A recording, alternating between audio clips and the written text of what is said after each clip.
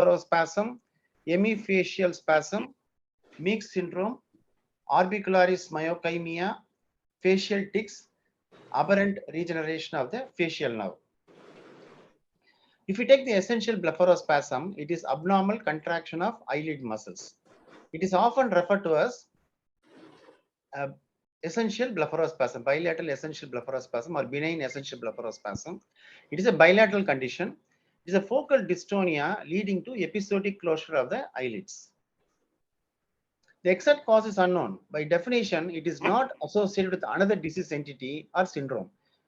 Mild and infrequent spasms to, in advanced cases, to functional blindness from inability to temporarily open the eyes. You would have seen, and I have seen in my practice, patients the eye closed tightly for a few seconds, sometimes even up to a minute. In some of the patients, they got into accident. I had one patient fell into the well because of the severe spasm of the eyelid. He was a farmer. He fell into the well because of the spasm. So it can produce a functional blindness. If you take the secondary blepharospasm, it is always in association with a syndrome. It is association with a movement disorder, specific ocular disease such as keratoplasty or ocular irritation. So you can have a reason in the eye, or patient have other associated movement disorders, or it can be a part of a syndrome. That is called secondary blepharospasm.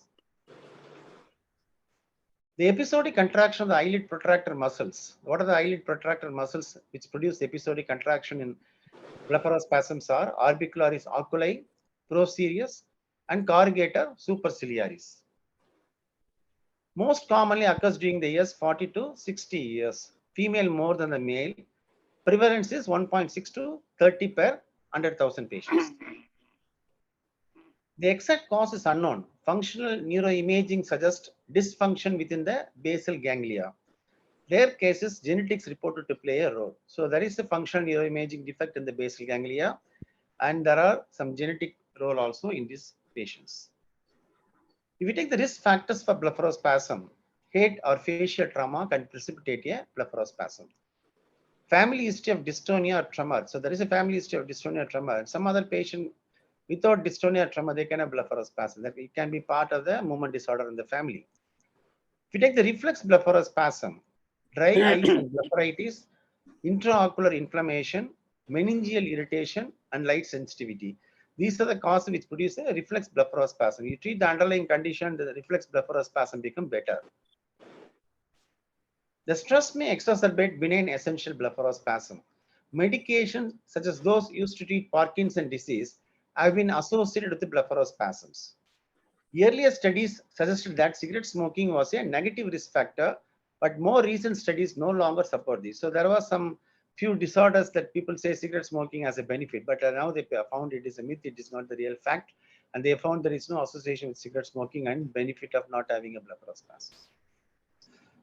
Other proposed mechanisms are overactivity of the seventh nerve leading to simultaneous forceful contractions of the eyelid protractors and retractors. And people also consider it's a kind of an ion channelopathy. And sensitization of the trigeminal system by photophobia. These are the three proposed mechanisms of blepharospasms. In more than half of all patients with benign essential blepharospasm, the symptoms of dystonia spread beyond the eyes to affect other facial muscles and muscles in other areas of the body. And people with benign essential blepharospasm also experience involuntary muscle spasms affecting the tongue and jaw. The combination is called as Meeks syndrome. This is very, very important when patient come with a specific complaint. We have to look for other muscles of the face. So the patient has some jaw dystonia or some kind of abnormal movement in the face. So it is a combination of blepharospasm with jaw movements. It's called as a Meeks syndrome. It's very important. Not only look into the site of the complaint, we have to look at the face of the patient as a whole. Also, we have to see the patient as a whole to make sure whether it is a combination with some syndrome or whether it is a isolated entity. Less commonly, benign essential blepharospasm has been found to run in families. In some of these families, the condition appears to have an autosomal dominant pattern of inheritance. One copy of an altered gene in each cell is sufficient to cause the disorder. There is no causative gene has been identified. This is one of the paper, it is mentioned like that. There are some other genes recently identified. I will tell you about it later. 20 to 30% of cases have a positive family history of benign essential blepharospasm. So we have to ask the patient, we're going for a publication of data, we have to ask any family history because they found there is 20 to 30% of cases have a positive family history of benign essential blepharospasm. Conti et al. Found that 40 to 60% of patients present with ophthalmic symptoms such as burning, dryness, or grittiness, which precedes the development of blepharospasm. So whenever a patient complains, I have burning eyes, I have dryness in the eyes, or grittiness in the eye, and you have to find out if these symptoms can precede the onset of blepharospasm in 40 to 60% of cases, as per Conti et al. Study. Genetic contribution to the disease is suggested by the finding of multiple affected individuals within the families. Inherited pattern appears to be autosomal dominant with reduced penetrance. GNAL, C1Z1, TOR1A, DRD5, REEP4 are genes reported to play a role. These genes, there are tests, these genes can be found actually. But if just because these genes are found, they may not be the reason. But the combination of blepharospasm with these positive genes may give you a clue that it has a genetic background. A study performed in Japan, they found 60% of patients see at least 5 physicians before they receive a definitive diagnosis. The patients go from one doctor to another doctor, they see many doctors before they have been concluded as a diagnosis as a benign essential blepharospasm. The data is like this: 1/3 within the first year of symptom onset. So 1/3 of the patient get diagnosed in a year time. In 1/3, it takes up to 1 to 5 years to make the diagnosis. In 1/3, it takes more than 5 years to come to a diagnosis before the diagnosis with a benign essential blepharospasm. There is a diagnostic delay because patients have very mild symptom. They have more ocular symptoms with mild manifestation. Unless we look very carefully, we may miss the diagnosis. And they may not come to the specialist because usually they go to a different specialist and they ultimately end up in once it is manifesting significant enough to make the diagnosis. Lee et al. Shown that 42.6% of patients experience some kind of stressful life event before the onset of symptoms. In a study performed in Tokyo that involved 1,116 participants, 9.7% reported symptoms to occur following surgery. The most common surgery performed was cataract surgery. So this was a interesting data. They found that after cataract surgery, some patients can develop blepharospasm. And 9.7% patients of this large data, they found that there was a preceding history of surgery. If you take the essential blepharospasm, the muscle is orbicularis oculi. There is another entity called apraxia of the eyelid opening. That is spasm of the pretarsal orbicularis oculi muscle. You would have seen sometimes patient has only blepharospasm, and some patients, once they close the eye, they cannot open the eye. Then they have to use the hand to open the eye. And that is the classical apraxia of eyelid opening, and the muscle involved is a pretarsal orbicularis oculi. The relieving factors of blepharospasms are resting gives some improvement in 35.6% of patients, concentrating on work in 12.9% of patients, singing, talking, eating, sleep, and exercise, all at a rate of 2.2%, they get some benefit. 31.7% of patients could not identify a relieving factor. There are a way of assessing the severity of blepharospasm, severity assessment scale. Jankovic rating scale, blepharospasm severity scale, blepharospasm disability scale, blepharospasm disability index. These are all very useful for coming to a conclusion of the severity of the disease, as well as to plan for the therapeutic intervention. If it is mild, you can try medications. If it is significant enough, if it is really disabling, they need kind of a botulinum toxin therapy kind of thing. So it's very important to rate the severity of the blepharospasm. So if you take the Jankovic rating scale, Jankovic and Norman in 1987 formed this scale for the blepharospasm severity. So 0 is none. 1, minimal increased blinking present only with external stimuli. And grade 2 is mild but spontaneous eyelid fluttering. Grade 3 is moderate, very noticeable spasm of the eyelids only, mildly incapacitating. And grade 4 is severe, incapacitating spasm of eyelids with possibly other facial muscles.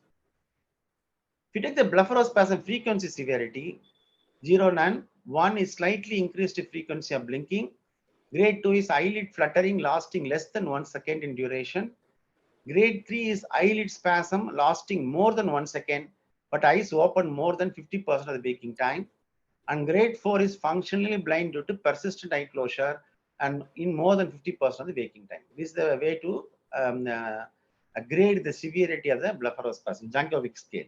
Very important for publication or research purposes, or as well as for the clinical purpose for therapeutic intervention. If you take the botulinum toxin therapy, there are 7 serotypes of botulinum toxin: A, B, C, D, E, F, G. But what we have is A and B are available. They use 1.25 to 5 units are used per injection site. At the injection site, they use up to 5 units. With repeated injection, increasingly larger doses may be needed. The common sites are lateral lower, upper eyelid margin, lateral canthi, and medial upper eyelid. The important thing in the injection technique, always avoid the midline so that you prevent the ptosis to the patient. The muscles are procerus, corrugator, and orbicularis oculi. Usually it takes 48 hours to get the clinical response. So what are the situations the patient develop antibodies? The antibodies development to the botulinum toxin is one of the reasons for lesser therapeutic response over a period of time. So short interval between injection. If you are giving very frequent short interval that botulinum toxin therapy, they may get antibodies or booster injections. Larger doses over time. Yearly onset of botulinum toxin therapy. These are the reasons why the patient can get antibodies and the effect may not be as good as the previous one. Apraxia of the eyelid opening. It is present in the context of extrapyramidal disorders. Reports of apraxia of eyelid opening as an isolated finding in healthy individuals. So you don't need to have an essential blepharospasm or some other movement disorder. Patient can have only an apraxia of the eyelid opening. Incidence is high in the 6th decade of life, and there is a female predominance. It is bilateral. Sensory tricks, as I was telling, patient can touch the orbit and then they can get better. They can be able to open the eyes, or they may use both fingers to open the eyes. These are all sensory tricks they do to make the eyelids to open, because voluntarily they have difficulty in opening. They do these tricks to open it. Anxiety and depression are common before and after diagnosis. Isolated apraxia of eyelid opening, instead of contraction of orbicularis oculi muscle, frontalis muscle contraction is seen in effort to open the eye. So if you see the patient was trying his frontalis muscle to open very hard, and the patient has this kind of closure, then they are not able to open. But in between, they don't have any spasms. That gives a clue it is an isolated apraxia of the eyelid opening. Some patients with apraxia of the eyelid opening develop benign essential blepharospasm, usually after 1.5 years. I have some collections of patients who have both benign essential blepharospasm and apraxia of eyelid opening, and that you can notice they will be having spasms intermittently. Then at some stage the eyelid closes, then they have difficulty in opening. So this combination also is I see in my practice. Obviously, you'll be seeing also in your practice, and this combination is well noted, and this can develop after 1.5 years of onset of apraxia of eyelid opening. If you take the hemifacial spasm, the age at onset is 40 to 59 years. 7.4 per 100,000 in men, 14.5 per 100,000 in women. It is limited to one side of the face. Muscle contractions are intermittent, clonic or tonic in nature. Patients may complain of hemifacial spasm persisting in their sleep. So this is one of the things which may still persist. We know palatal myoclonus persists during sleep, but even hemifacial spasm can persist in the sleep. Some of the patients may be associated with the low-pitched tinnitus, thought to occur due to contraction of the stapedius muscle. So I have seen a few patients complain to me about this tinnitus, and it is due to contraction of the stapedius muscle in hemifacial spasm. The common underlying cause is compression by an ectatic vessel, typically the vertebral artery or the anterior and posterior cerebellar artery. 85 to 90% improve with botulinum toxin therapy. If you take the facial motor tics, it is short-lived, brief, and stereotyped in nature. May resemble a normal, coordinated, voluntary movement. May have a sudden urge or premonitory feeling to perform the movement. So patient can want to do it repeatedly, and they get some gratification by doing that. And it is very stereotypical in nature. It gives a very clue. It's very short-lived and may resemble a normal coordinated voluntary movement. We should not think it is a functional disorder. Patient may be able to suppress a movement with effort. So if you ask him to concentrate, they may be able to suppress the movement for a short time if it is very frequent. Motor tics may be associated with the motor tics of the limbs along with other features of Tourette syndrome. So you have to look for whether it's a motor tic and is restricted to only a particular part where the patient is complaining about. And at the same time, you have to examine the other part of the body to see whether patient has motor tics in the limbs also, or whether patients have the combination of a Tourette syndrome and which is there are multiple motor tics as one of the disorder which all of us know about it. If you take the facial myokymia, there is undulating rippling movement which affects individual facial muscles, which may affect the upper or lower eyelid. So you can see there is a rippling movement, like worm like rippling movement. The individual facial muscles may be affected in facial.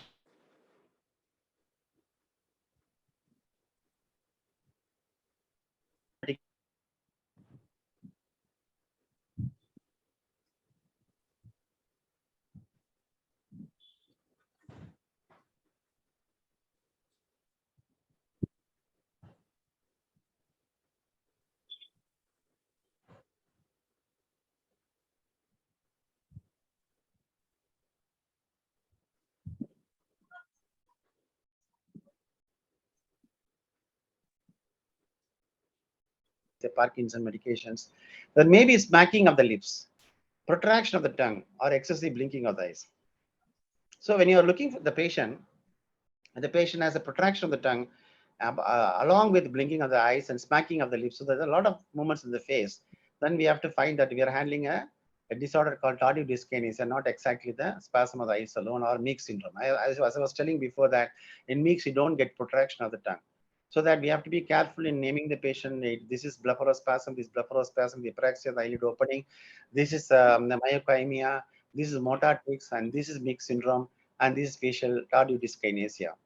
Irregular, asynchronous, involve muscles that are not innervated by the facial nerve, such as the masseter or external muscles of the tongue. So when you see the movements in other parts of the facial muscles, so you know the muscles in the face are facial muscles supplied by the seventh nerve.